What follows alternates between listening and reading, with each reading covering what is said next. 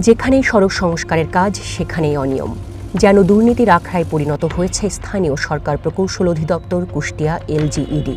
গ্রামীণ সড়ক সংস্কারের নামে চলছে লুটপাটের মহোৎসব।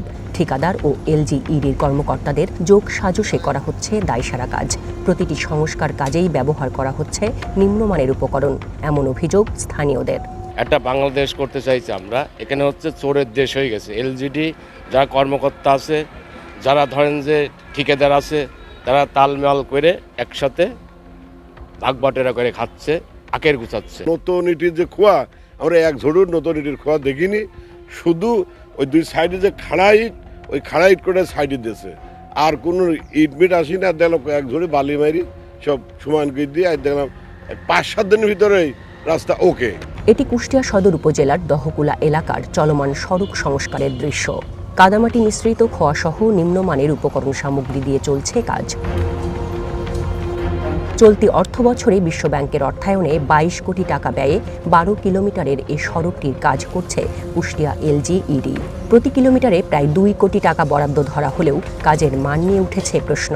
না, এ তো 70 লাখ টাকা কাজ না, যে পরিমাণ কাজ করে তাতে 2 লাখ টাকা কভার হয়ে যায়। এই রাস্তা তো বৃষ্টি হলে ধী ভাঙি চলে যাবে।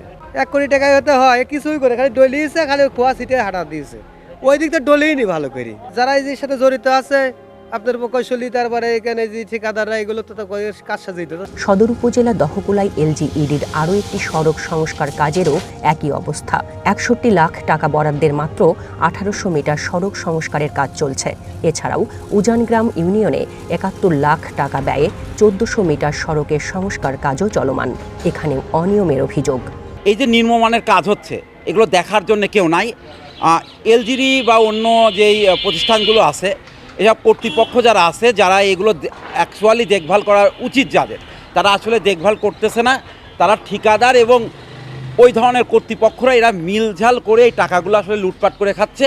অনিয়মের ব্যাপারে স্থানীয়দের অভিযোগ শুনলেও দায় নিতে চান না এলজিইডির কর্মকর্তারা। তাদের বক্তব্য, সব দায় সাবেক কর্মকর্তাদের। প্রত্যেকটা সাইটের লেআউট দেওয়ার সময় আসলে কি ধরা আছে, কি নাই, কোথায় প্যালিশেডিং আছে, কোথায় মাটি আছে, প্রত্যেকটা ডিটেল দেখে তারপরে কাজ সম্পাদন করতেছি। আমার উদ্দেশ্যই হচ্ছে কোয়ালিটি ভালো করা, আর কোনো উদ্দেশ্য না।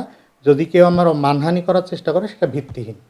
ওই ফুটেজটা নিয়ে আমাকে একটু দেখায়েন তো। নিম্নমানের আমরা তো এত যে আমাদের চোখে পড়ে না, আপনাদের চোখে কেমনে করে পড়ে? আমাদের চোখে পড়বে না, কারণ ওই কাজটা আমরা খুবই বেশি সুপারভিশন করি। 100% কাজ ভালো হচ্ছে, ওইখানে কোনো অভিযোগ দিয়ে খুব বেশি কোনো লাভ নাই, কারণ আমরা ওইটা খুব বেশি মনিটরিং করতেছি। আপনারা আগেকার দেখছেন যেসব কাজ করে গেছে, আর আমরা চেষ্টা করতেছি কুষ্টিয়াকে একটা সুন্দর কাজ উপহার দিন। সেইটা আর করতে পারবো না আপনারা যেভাবে আমাদের পিছনে লাগছেন।